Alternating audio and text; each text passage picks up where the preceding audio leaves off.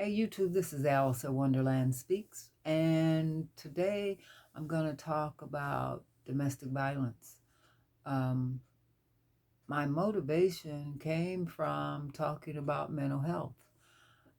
So, if you like what I'm going to talk about today, or if you know someone who you think might like it, please like, post, and subscribe. Uh, and also click the notification bell if you like my content. Okay. And again, I was just inspired by the fact that I had just did a video on mental health. Um, Domestic violence. Again, I am not a medical professional. I'm a regular person who the only thing I can bring to this channel is my own personal experience in these areas. So, domestic violence. If you've got a friend or a loved one who you suspect is being harmed by someone that's in their life, um, what you will see signs of isolation. They won't really have any friends. They won't really have anyone that they can confide in. And even if they do, they're ashamed or embarrassed to talk about it, even though in most cases it's obvious to most who look can see. You'll notice the bruises that they will excuse and say they ran into a door or they tripped, or all sorts of ways that you can get bruises. What you will notice is it will become more commonplace. And at some point, they will just stop making excuses for it and say something like, they don't want any trouble and please don't get involved. And I just I just want to be left alone. Please, please, please. And they will beg you with all their being not to do anything.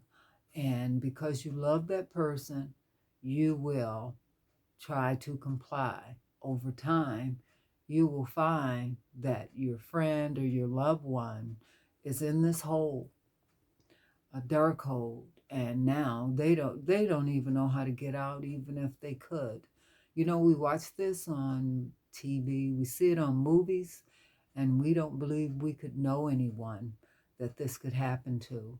Well, speaking as um, a victim, I've been a victim of domestic violence in prior relationships, and I early on never said anything to anyone. Like so many of us, I was embarrassed, ashamed, and I endured. And there was a time and place when this was sort of, um, what's the word I'm looking for? It was accepted behavior in most environments. Even if you called the police, they didn't do much. They would arrest the man, and I can remember being a silly young girl and I wouldn't call the police because he begged me not to, and I didn't want to get him caught up in the system.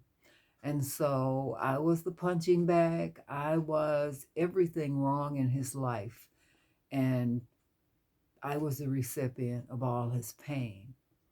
And because I loved him and we had two children, I did not want to add to all his misery. So there I was, the recipient of all of it. So uh, I was very young, and I learned very early on that this was not the life that I wanted for me. So, as I said, if you have someone like that, you want to be their friend. And if you are their friend, you'll be there for them. But then at some point, you have to say to them, I love you with all my heart, but I cannot watch this. But you need to know that when you are ready, I will be here for you no matter what time, day, or night.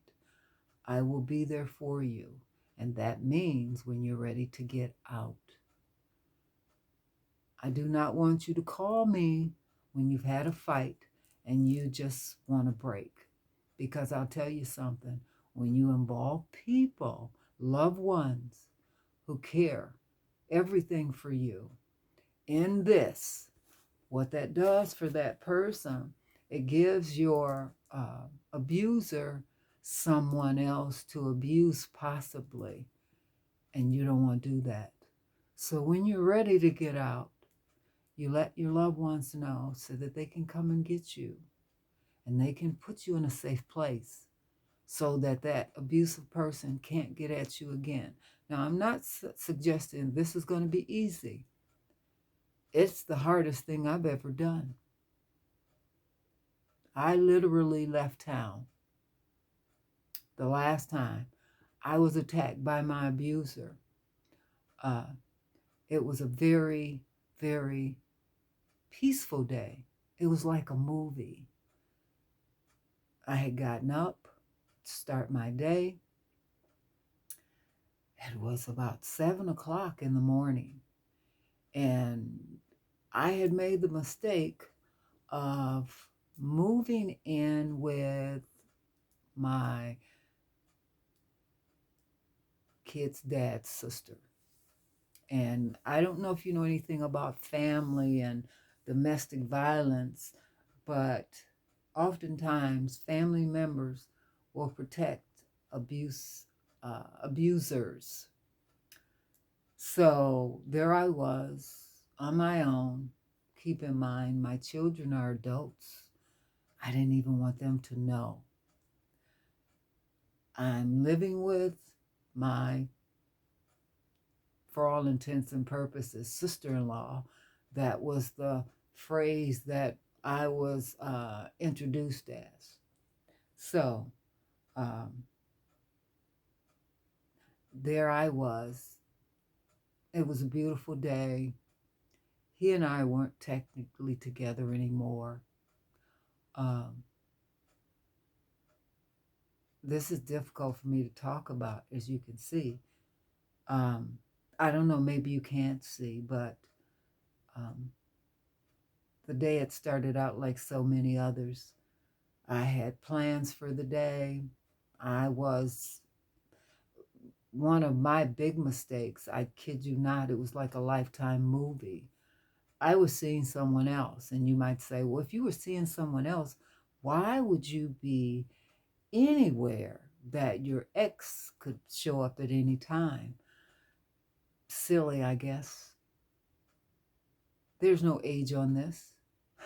When you can be stupid, you can be stupid at any age. And I felt like it's my life and I can do whatever I want to do. Well, he showed up about, I don't know, 7:30, 8 o'clock that morning. I was getting dressed. I was dressed. I was just probably putting on makeup or something, getting ready to go. I don't remember what month it was, but it was cold but not freezing.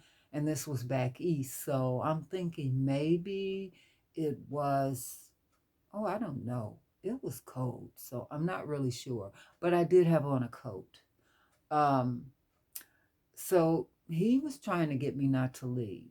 And I said, I've got things to do. I can't stay around here. I have to go. And there's no way to ever know what is in another person's mind. You're focused on what you're doing. You're not thinking about anything. And I can say now, I believe he felt as though he felt threatened. And an abuser, when he feels threatened, he's like, um, he will do whatever he feels he needs to do, because abusive people have a hold, a psychological hold on that individual for so many reasons, and they control everything that you do. And for those who don't know, they do. And you don't think you have the power to do anything about it. So, as I said, there I was starting my day. I had walked out of the house. And when I walked out, I noticed it was so still and quiet. in a neighborhood that would normally be that time of day when people are going to work and it's busy because it was early in the morning. But there was nothing, which was very odd. But again, I'm focused on what I'm doing. I had just met a new man. I was excited, and that was the only thing on my mind. We were going out to breakfast. We were planning our life. This was a new relationship. I wasn't even thinking about my ex. Well, I got in my car, and well, at the time I drove a Jimmy, which is an SUV, a baby SUV. I got in my vehicle. I'm standing there, and he keeps giving me all these suggestions on things we can do, that he wants to spend the day with me. And I'm just saying, I don't have time for you. I have to go. And he gave me this look, and I kid you not, it was a lifetime movie moment that if I were watching that on TV, I would know exactly what was getting ready to happen. But when it was happening to me, I didn't believe it. I don't know why, but I didn't believe it.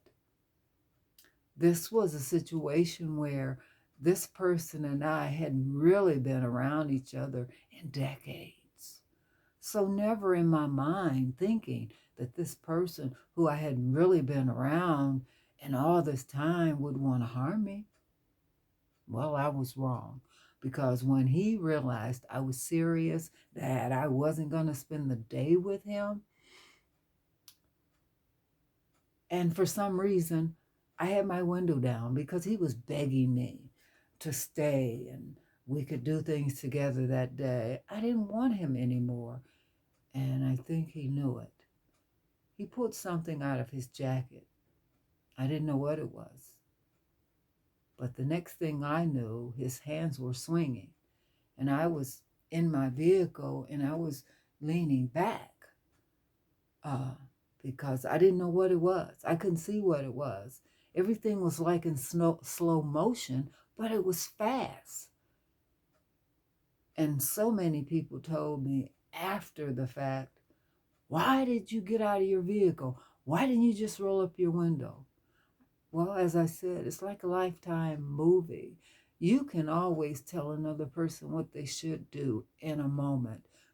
But when it's happening to you, you don't know what you'll do. In hindsight, I would say, absolutely, I should have pulled off in the car. But I think I froze. I think my brain froze. Um, he attacked me that day. I'll say this. He attacked me that day, and when it was over, I think I had more than 30 cuts on my body.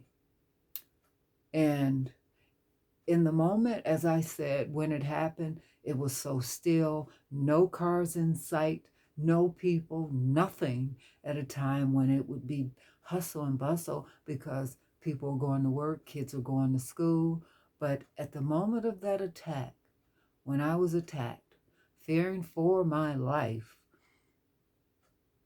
when the police were called, and apparently a neighbor saw the attack, they called the police. When everybody showed up, the whole community was there. That was the only thing I noticed at that point. The next thing I know is that I was at the hospital in the emergency room, and they were trying to establish where all the cuts were on my body. Um, so I've never told this story. I say all this now because that was decades ago and more than 20 years ago. And I hope that me telling this story will help someone, and that they will hear it and know that this is serious, and they should never take it lightly when someone says to you, before they will allow someone else to have you, that they will kill you. They mean it. So please, please, please take that serious. This is Alice at Wonderland Speaks. Please like, subscribe, post, and click the notification bell if you have gotten anything out of my content today.